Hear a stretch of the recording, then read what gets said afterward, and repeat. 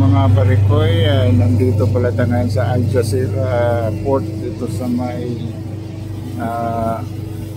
Ras Al Khaimah. Ito pala yung tagbot namin, Ocean Century. Nandito pala kami ngayon mga parikoy kasi magsisiminto kami doon sa barge o sisimintuhin yung deck ng barge kasi medyo luma na, baka hindi kakayanin yung mga kargamento at masira lalo yung deck, kaya sinisiminto. Ito pala yung parikoy, isang maliit na port lang dito sa Ras Al Khaimah. Bali pumasok kami kahapon ng hapon mga parikoy, November 12, 2025. At required dito yung mga piloto parikoy. Pilipino pala yung piloto dito mga parikoy. Shout out kay Captain, kalimutan ko yung apelyido mga parikoy.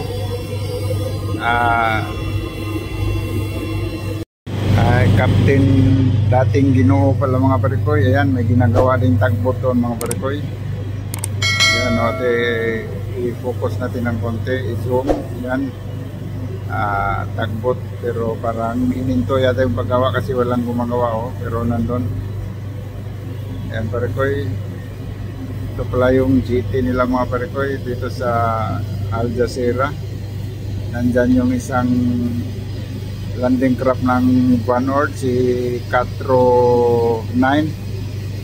Yan mga parikoy, may naglo-loading din dito mga parikoy na mga barges galing sa Iran yata mga parikoy. Yan, katabing tagbot pala kami mga parikoy ito, at may nagmamaneuver doon si Lampan. Isi-ship na naman nila yan, iwan ko kung saan nila ilagay, baka itikit dyan sa barge namin. Andyan pala yung barge namin parikoy.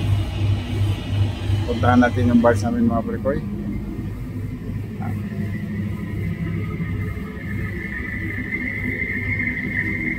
Yan mga parikoy, yan pala yung barge namin mga parikoy, si Midrak 6. Bali magsisiminto kami, sisimintohin yan yung deck yan.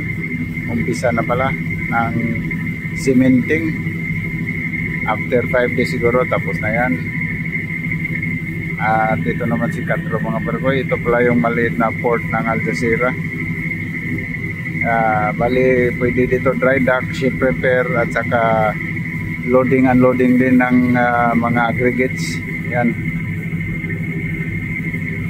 bali yung nagmamanage pala dito parikoy ay ang Ras Al Khaimah Ports. Ito nga mga parikoy, si Lampan CV 8, ididikit yan dyan sa barge namin. Ayan mga parikoy, palapit na, parallel si Lampan CV 8, ididikit ito sa barge namin ng Midrak 6. Magagaling yung mga piloto natin dito mga parikoy, at saka mga assisting tag, mga Pilipino din. Ayan mga parikoy, padikit na si Lampan CV 8 sama yung nagtagasit si Hope, Olayla at si Masapi. Maya lang ay didikit na yan mga parikoy. Siguro may